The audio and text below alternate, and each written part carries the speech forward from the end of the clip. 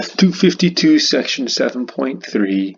This is video 4. We're going to talk about how to deal with translations along the t-axis. And the first thing we're going to do is define the unit step function. I'll graph it for you first. The graph of the unit step function is just going to be this function here.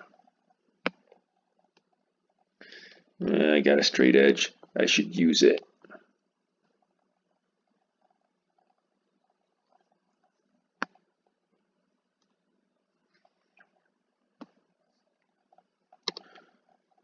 It's going to be 0 for all negative numbers and 1 for all non-negative numbers.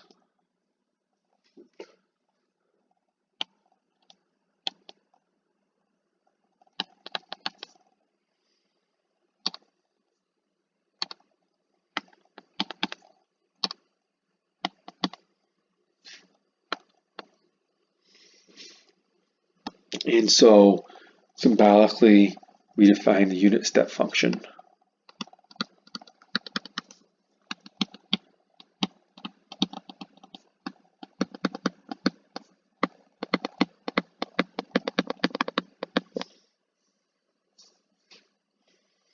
Also called the Heaviside function.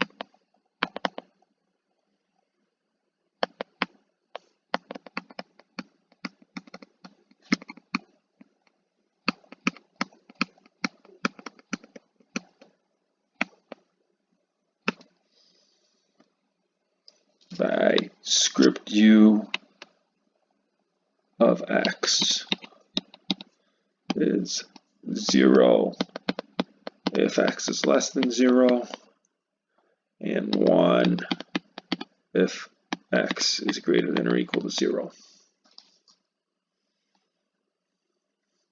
And then if we wanted to jump somewhere else, we could shift this, say, a units to the right. We'll define u of x minus a just to be 0 if x is less than a. We're shifting this a units to the right, so the jump happens at a, where a is a positive number. So it would then look like this.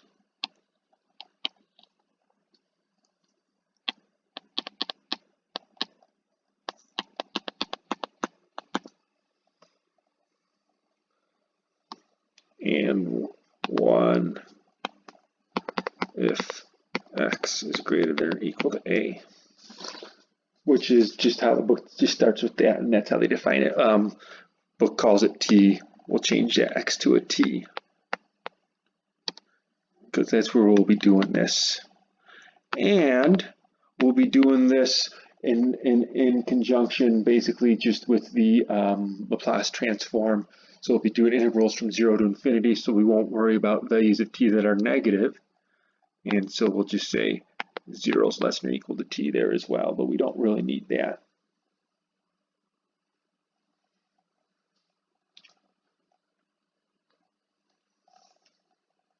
And with this definition, we'll be able to write other piecewise functions in piecewise defined functions in a fairly convenient, compact way. So we'll do a couple of examples. Example, write each function in terms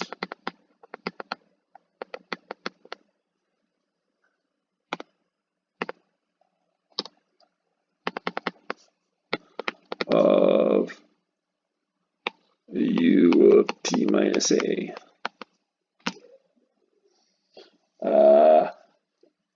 We're going to do f1 is just going to be 0 if 0 is less than or equal to t, which is less than a.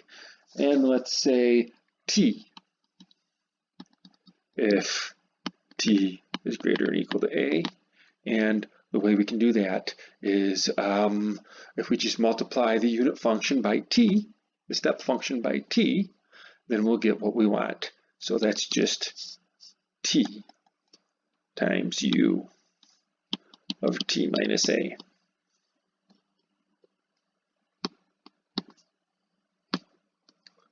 How about, again, f2, let's put it at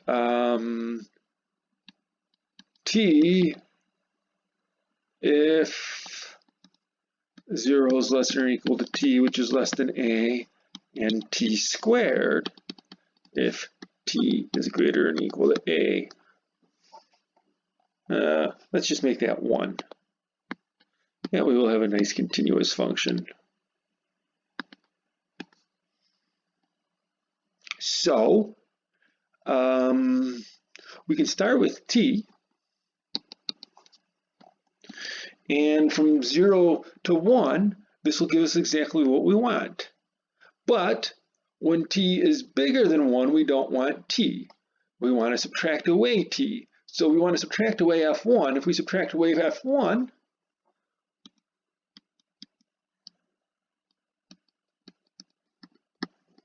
now we got something which is t on the first up until t is equal to 1 and 0, because what we're subtracting is t if t is bigger than or equal to a, and 0. And then we need to add t squared only when t is bigger than a, and we do that by adding t squared times u of t minus a. And continuing like this, we can get a fairly convenient, compact way of writing any piecewise defined function.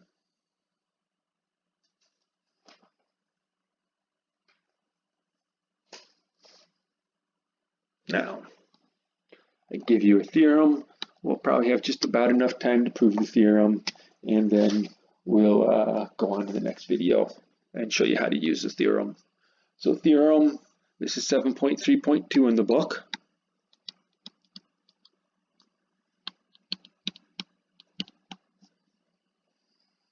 It's called the second translation theorem.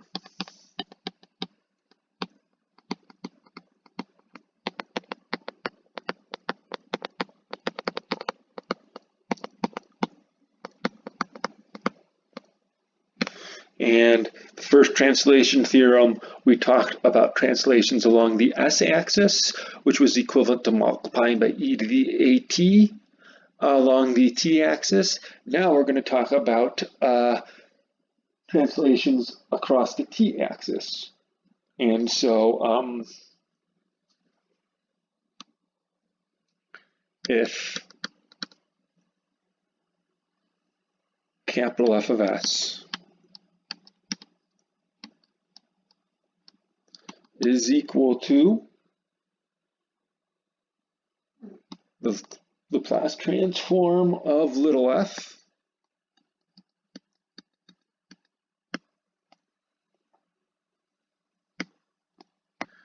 and a is bigger than 0, a is a positive number, bigger than 0, then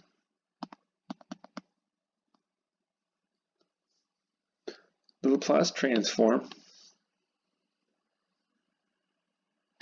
of f of t minus a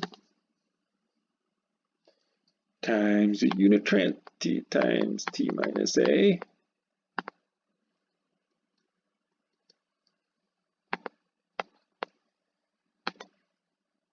is equal to e to the minus at times f of s. And so what we're doing on this left-hand side, if this is our f of t,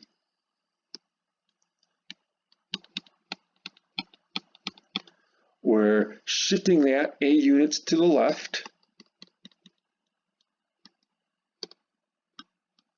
and then chopping it off. So it's 0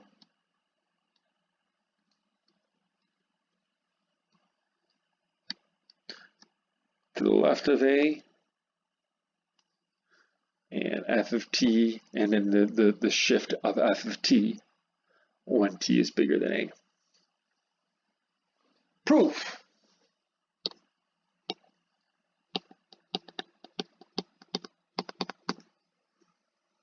So again, what we graphed in blue, if the black graph is the graph of f, then the blue graph will be the graph of f of t of a times the unit function t minus a. Exactly what we're taking the transform of in this equation right there. So the proof to do the Laplace transform L of f of t minus a times u of t minus a is, by definition, integral from 0 to infinity e to the minus st times f of t minus a u of t minus a, and that u of t minus a really makes it a step function, and the function changes at a. So we'll break this up into two pieces. We'll do an integral over the first piece from 0 to a,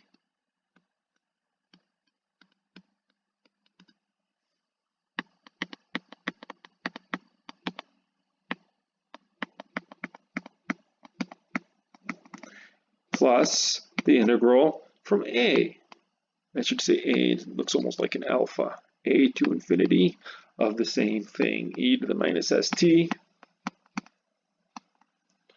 f of t minus a u t minus a dt. And now this first integral, if t is less than a, and this first integral is from 0 to a, so t is less than a, this first integral gives us 0, because u evaluated here is 0. So from t is less than a, u is equal to 0. So this whole thing becomes 0 and goes away. And when t is bigger than a, so u is equal to 1. Actually, u is equal to 1 at a single point on the left, but the integral of that is still going to be 0. And so this whole thing turns out to be the integral from a to infinity e to the minus st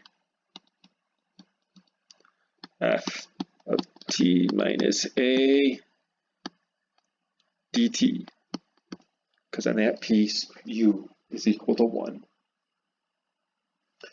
Now, we would like to be able to write this in terms of something that almost looks like the formula for a Laplace transform, but the integral starting at a, we'd like the integral to start at 0, and we'll do a change of coordinates. We'll let w be t minus a, then dw is dt. And so now we have the integral when t is a, w is 0, and as t goes to infinity, w will also go to infinity. Also, t is w plus a. So now we're going to have e to the minus s times w plus a f of w dw.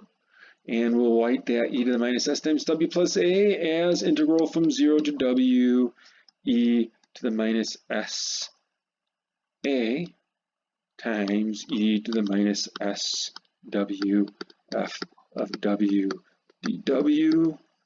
And we're integrating with respect to w. S is a constant for the purposes of this integration, and a is a constant, so we can pull that e to the minus sa out. That should be 0 to infinity. E to the minus sw f of w dw, which is just e to the minus as times the Laplace transform of f.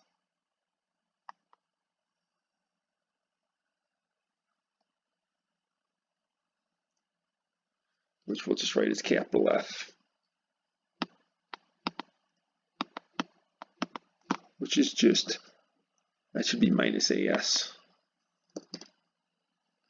And that proves the theorem. In the next section, in the next video, we'll show you how to use this formula a bit.